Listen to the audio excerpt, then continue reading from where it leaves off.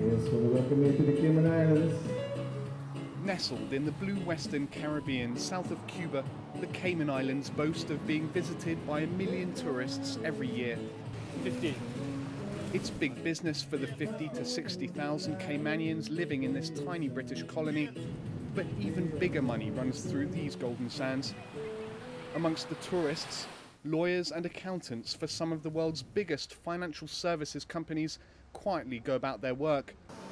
Most are employed by shell companies based here in name only, controlling trillions of dollars from this small, sleepy island, making it one of the world's leading tax havens. It's probably number 2 after Switzerland. The Cayman Islands Monetary Authority brags on its website that it has 10,000 collective investment schemes established in the entity, in the jurisdiction.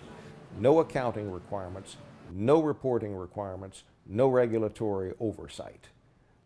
Cayman politicians take offence to such claims. The island's highest elected official maintains that there is plenty of oversight. We have continually stayed on the cutting edge of maintaining a transparent and accountable regime which is open to scrutiny.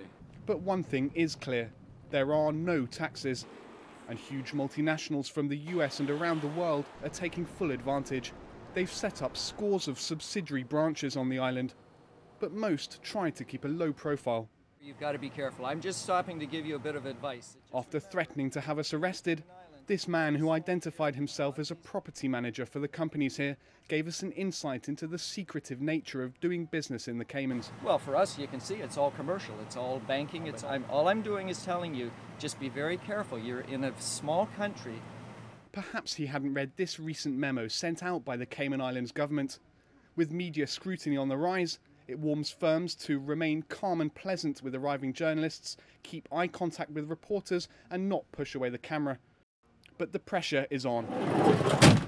The world's top 20 industrialized nations are now making new demands on dozens of tax-free zones, from the Cayman Islands to Switzerland, for more transparency about the $7.3 trillion circulating the world, far from the clutches of their tax collectors. Each year, the United States Treasury loses up to $100 billion in tax revenues from offshore tax abuses. US politicians, including Barack Obama, have proposed legislation to close tax loopholes for companies based overseas. The US president even made it a campaign issue back in 2008. You've got a building in the Cayman Islands where 12,000 companies supposedly are located. Now that's either the biggest building in the world or the biggest tax ripoff in the world. He was talking about this place, Ugland House, on the outskirts of the Cayman capital Georgetown, the official address for thousands upon thousands of companies that exist largely as a mailbox, unless all of their employees could somehow be inside. Well, it's certainly not the biggest building in the world, so in Barack Obama's opinion, then this is the biggest tax scam in the world. Now, the people who run Ugland House wouldn't give us an interview, so we went across the street to their main rival to get an explanation of how the system works. James Bergstrom is a lawyer at a major Caymanian firm and works with bankers like Brazilian Eduardo da Silva. They say the reason for registering a company here isn't to avoid taxes.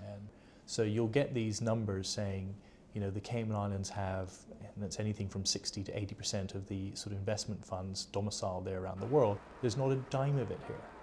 You know, the administrator may be in a different jurisdiction simply to reduce the speed and transaction charges.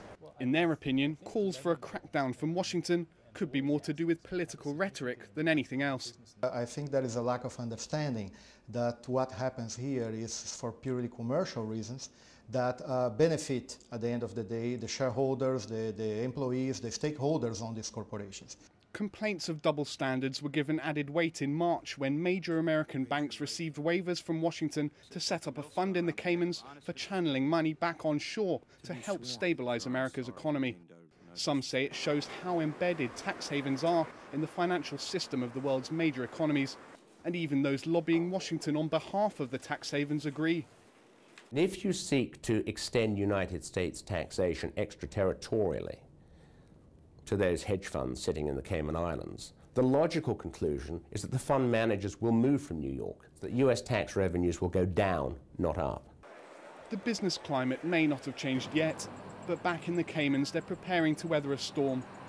On an island where financial services account for more than 50% of the economy, the real issue for many here is what will happen if business slowly drifts away. I've been asking for 0.1% of every bit of money that flies over us overnight and comes back this way. Well, you know, please, let's have a little smell of that. Let's get a little crumb off the table. For those who've made the most from the good life here in this corner of the Caribbean, now might seem like the time to turn to new horizons. But even if the sun does ultimately set on this offshore tax haven, the likelihood is it could be rising somewhere else sometime soon. Sebastian Walker, Al Jazeera, in Georgetown in the Cayman Islands.